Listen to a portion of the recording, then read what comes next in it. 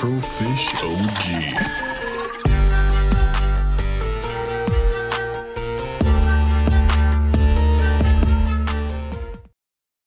What is up, everyone? It is Taylor here from AfrofishOG, along with my co-host BlkScorpio. How's it going, my friend? I'm good. How are you? And how is everybody doing today?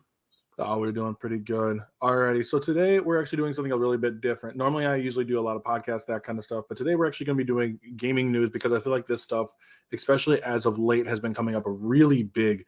And so this is from Kotaku. I'm a little hit and miss on Kotaku when it comes to the stuff that they really talk about. Some things I really agree with, some things I think they're completely off the walls. And so we're actually going to be going through this article here by them because I don't think it's actually all that bad. Now, I haven't seen the whole thing from it, but I've only seen a part of it.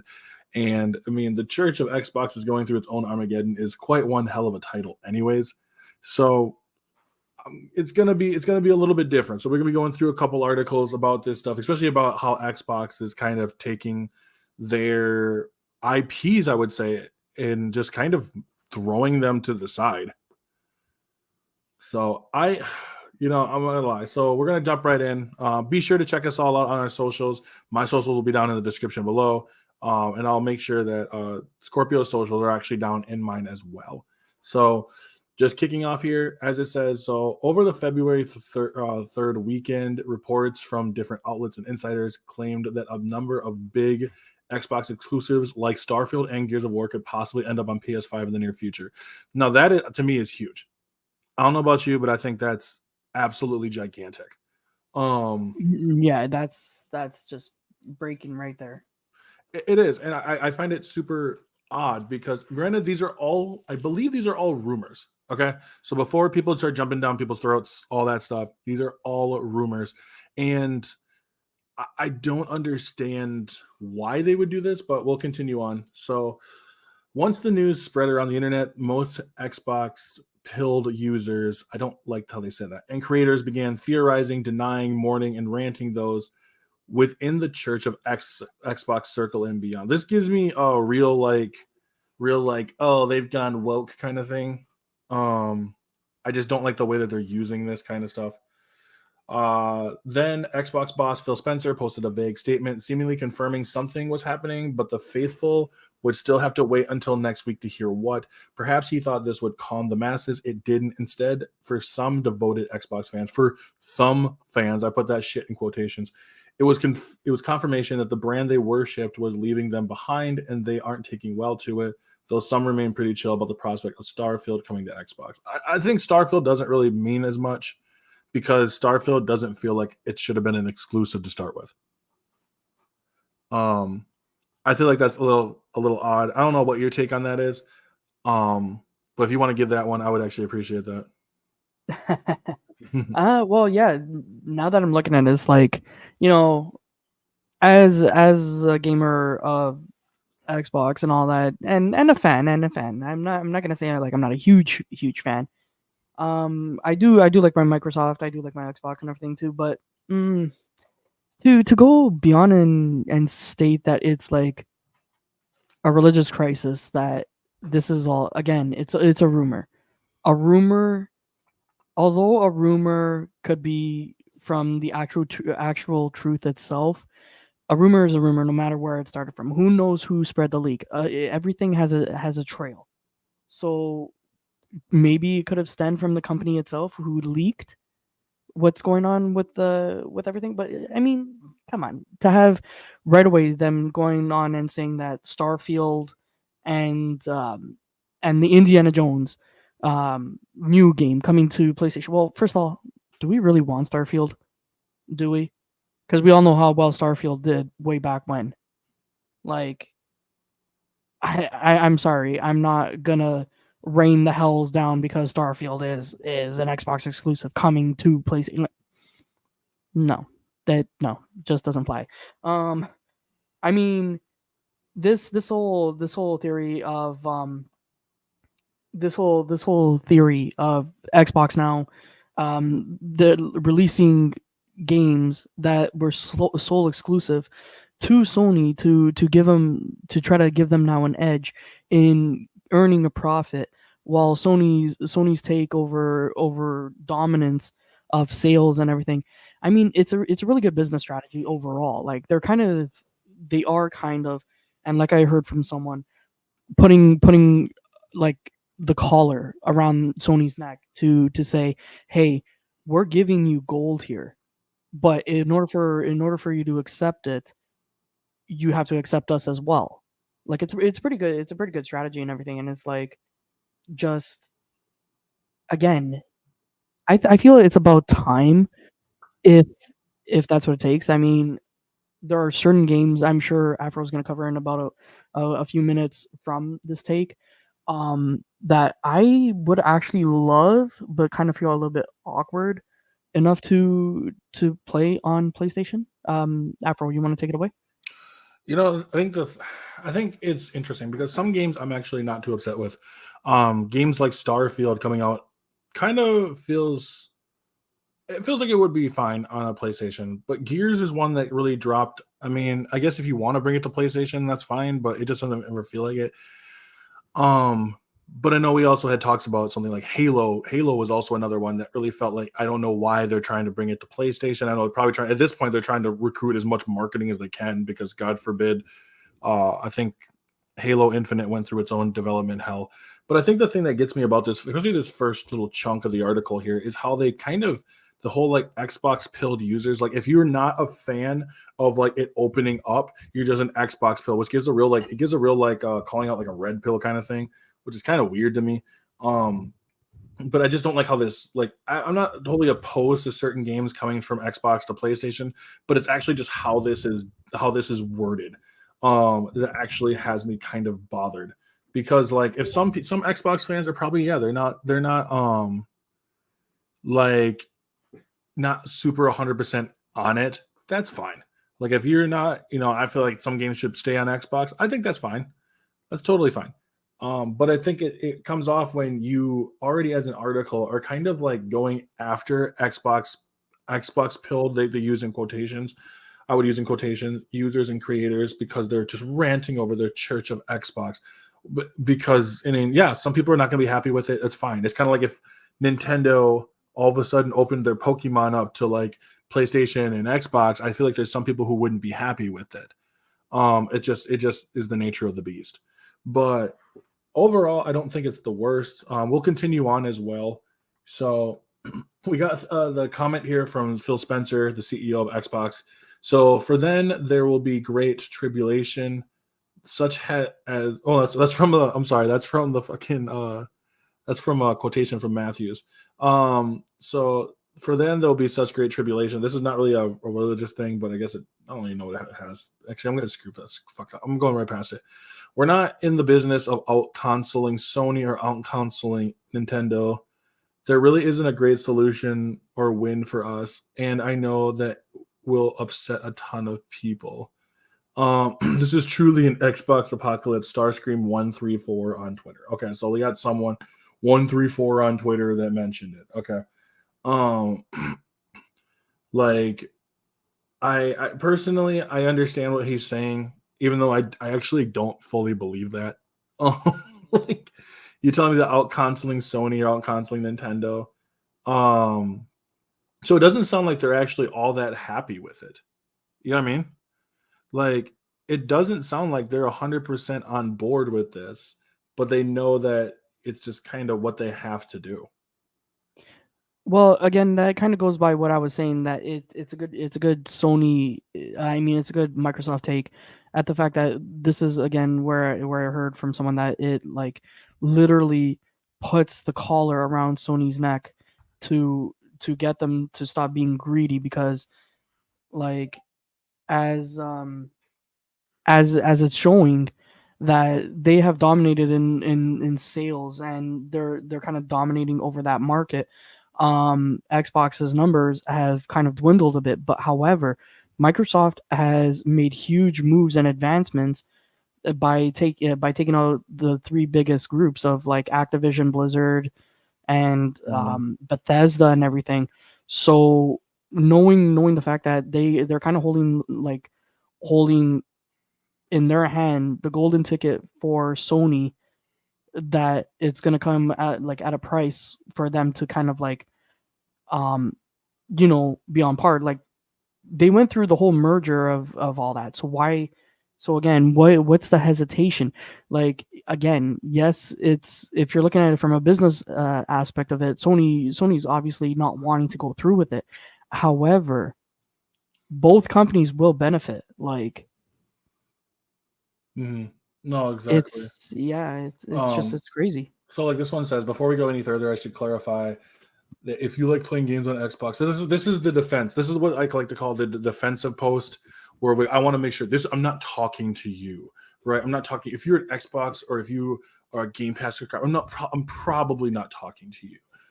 When I say the Church of Xbox or the Xbox cult, I'm referring to the small but vocal group of gamers who, over the years, with some encouragement from folks at Microsoft, morphed into an Xbox sensibility. This is both sides, so I don't know why the fuck he's saying like, "Oh, this is just an Xbox thing." It's not just an Xbox thing. This is actually probably the problem that I have through like going through Kotaku, and it's probably the reason why Kotaku sucks. But it was the only one that I had at the time.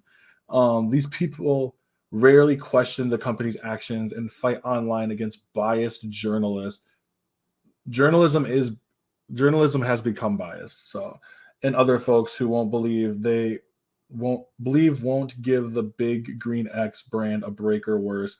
Those who think they want Xbox to fail, crash and burn, to die. Yeah. So I'm going to say straight out, I don't talk about them. I don't bring these kind of people up. Which is really probably funny is the dude who's going through this Zach Zwin, probably is one of these people, but just on the other fucking side. Like, I've seen the same thing with PlayStation users, so I don't really know why he's kind of calling out these Xbox ones. Or I think it's funny that he says the online gets biased journalists when you look at reviews are fucking biased, you idiot. So that's just funny. I've watched some of these people harass coworkers and friends over innocuous Game Pass takes, jokey Bethesda tweaks, and lukewarm Xbox game reviews. They've emailed me. They've wished horrible things on my wife, and they will likely be coming for me after I publish this post. Okay, so then shut up. I can't help but giggle as I watch the Church of Xbox and its most fervent believers rip themselves apart over the idea that Xbox might stop making consoles, become a third-party publisher, and or fundamentally change the way Game Pass works in an effort to make more money. Yeah, I doubt that. I was wrong all this time. Xbox doesn't care about us. Microsoft doesn't care about us. This is the same person you had before, so okay. Genuinely feel terrible for convincing my sister to get an Xbox instead of a PlayStation 5. Actually, I feel like a letdown. I mean, if I were to buy games for a specific console, like let's say I was buying Ratchet and Clank, right? I was gonna buy an Xbox. I wanted to buy an Xbox, but then they're like, you need to get that because it's on a PS5, right? And then I go buy the PS5, and then it immediately comes out on Xbox, the console that I actually wanted. I think I'd be a little upset too.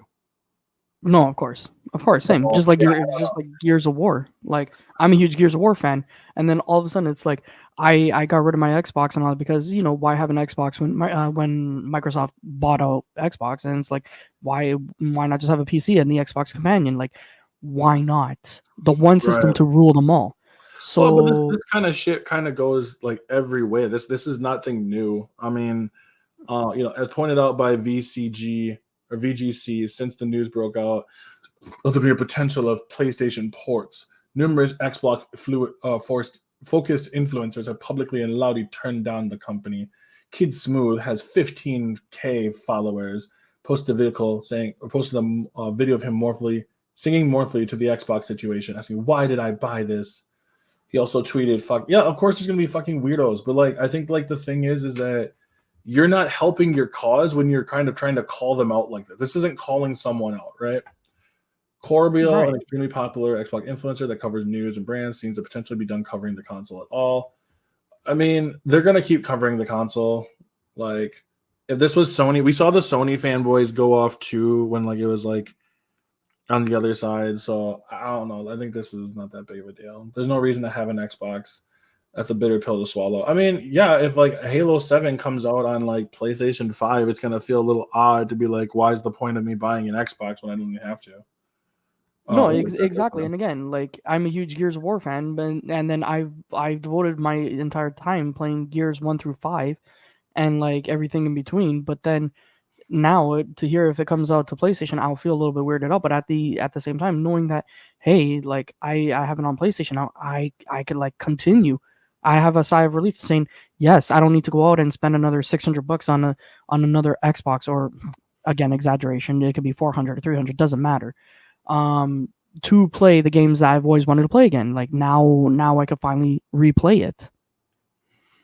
Right. Like, and that's the thing. Like, I'm not against people like wanting to play games on other platforms. That's fine. Whatever. I don't fucking care. I think my issue really comes down to this is actually it's this article.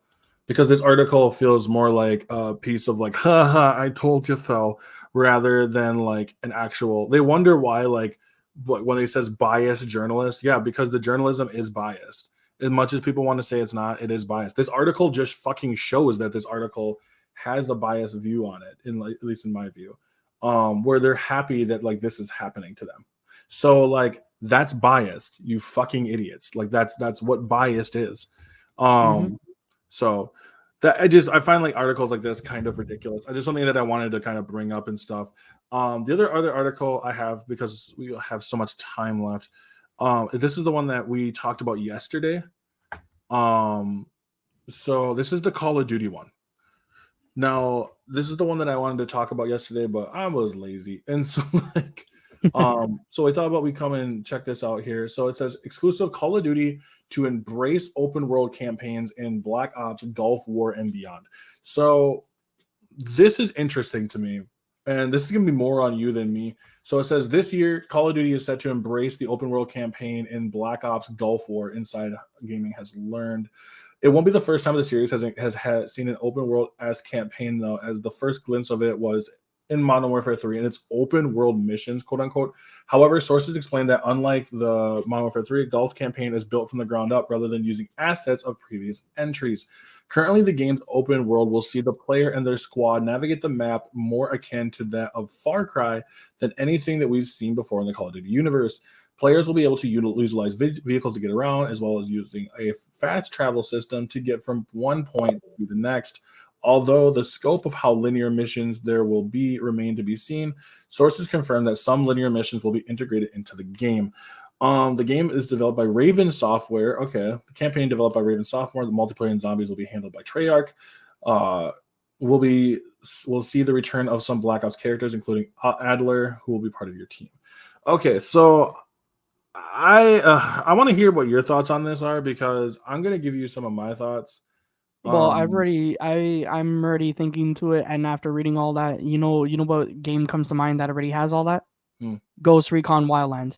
This is basically taking this is already starting to sound like Ghost Recon.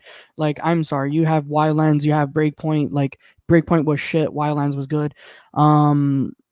The reason why I say that is just based on the sales and everything. If you are a fan of like the entire Ghost Recon series, Wildlands, Breakpoint, and so far and beyond the other ones, I've played them all. I know, I understand.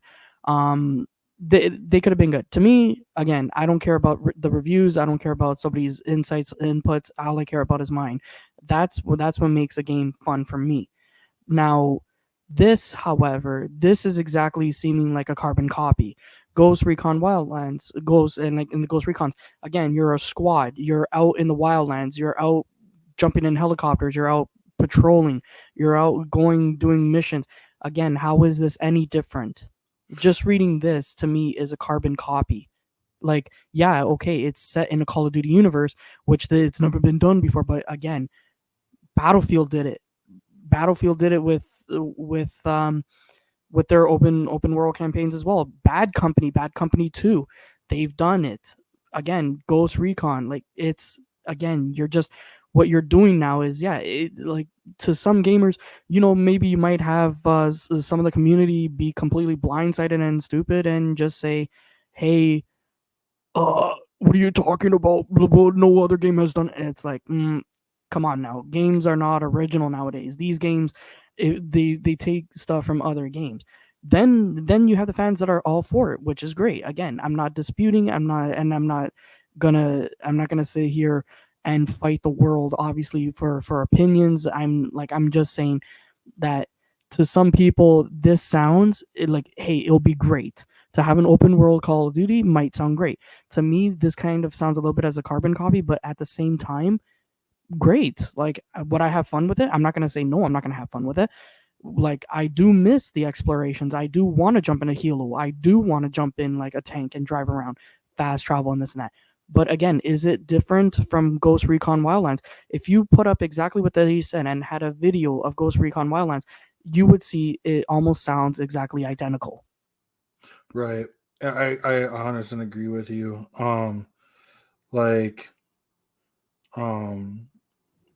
The thing about it to me is the fact that when we have the Call of Duty's always been built on set pieces, linear adventures and set pieces, right?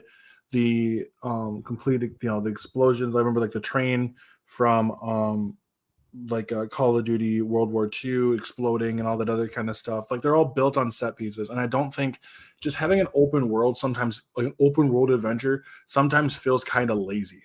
You know what I mean? Because I can just Right. drop an open world, poop it on there, a couple guys and stuff, and then just call it good. Now it's yet to be seen, but like even though like when I look at campaigns from the past, I enjoy a lot of times I enjoy Call of Duty campaigns. I really do. I'm not going to sit here and shit on them. I actually have a lot of fun with them. But I don't find playing something like this would be very exciting, especially for someone like me who have taken a break from them from Call of Duty for a while and then coming back to these kind of campaigns. These don't sound very enticing. Like I love, getting into the narrow end of it. Like a lot of campaigns weren't really all that they were linear, but they were still big enough where they had, the set pieces and all that stuff. This doesn't seem like it's really going to have it. So to finish off, outside of Gulf War, sources have revealed that it's likely the series would lean on more open world campaigns over linear moving forward. Called 2025, codenamed Saturn, which currently doesn't have an assigned leading developer, is also pitched to have an open world campaign, with its map being separated into several different biomes/locations. While the pitch for the game seems very much in flux due to its early development, was said that the campaign shift from linear to open world is primarily based on streamlining development over anything else. But whether this change or not remains to be unclear. I'm not gonna lie, that last bit there seems based on stream. It seems like we're just gonna copy paste. Yeah, That's what I got. like, It feels like a copy paste. yeah, exactly. That's what I felt out of it. It felt like even they're unsure because it sounds like what they're going to be doing is again going towards the same thing. So here's my question now again. So why did Breakpoint fail? Did some people not like Ghost Recon Wildlands? Open world military shooters that they're out in. You know what it is? I feel if they do that, they're going to lose the community. Like the community is going to be lost. They're going to be like, okay, so if it's not streamlined anymore, but more open world aspect, what do we do? I feel like people will be confused that you're going from such like a linear with some like being off a leash to explore to a full round open world game like shooter. If you Right. have if you have played like those types of open world shooters and have full exploration, you will understand. But can COD really set in there? Maybe, but right now even they seem like they're unsure. It just sounds like a copy paste, like you said, saying I am unsure about it myself. Oh yeah, no, and that's why I'm not feeling this myself. This because as someone, like I said, I value the campaign. I actually value campaign and multiplayer over zombies, and like Same. I just don't see this sounding like something that would make me want to play it. Like again, they had great campaigns. COD has always had good campaigns. The campaigns were good. If you ask people like COD, what was your favorite? they're going to tell you their favorite aspects of COD. Then you're going to say, what did you like more, the campaign or multiplayer? Most of them will say the campaigns were excellent. Some of them will say will be great. Some would say campaigns sucked. Multiplayer is where they're at. But again, that's how you differentiate like what type of a what type of a gamer you are. Um, I feel like to me, I'm getting Wildlands vibes. I'm getting Breakpoint vibes. I'm getting open world of that. Now, again, I feel like people will be lost. They're gonna be like, if this is Call of Duty, it's cool at first, but then it's gonna just plummet. Like people are not just gonna they're just gonna, sorry to say it feels like it might tank because people are thinking, oh yeah, okay, great, it's going to sound amazing. Like, what do you mean? It sounds awesome.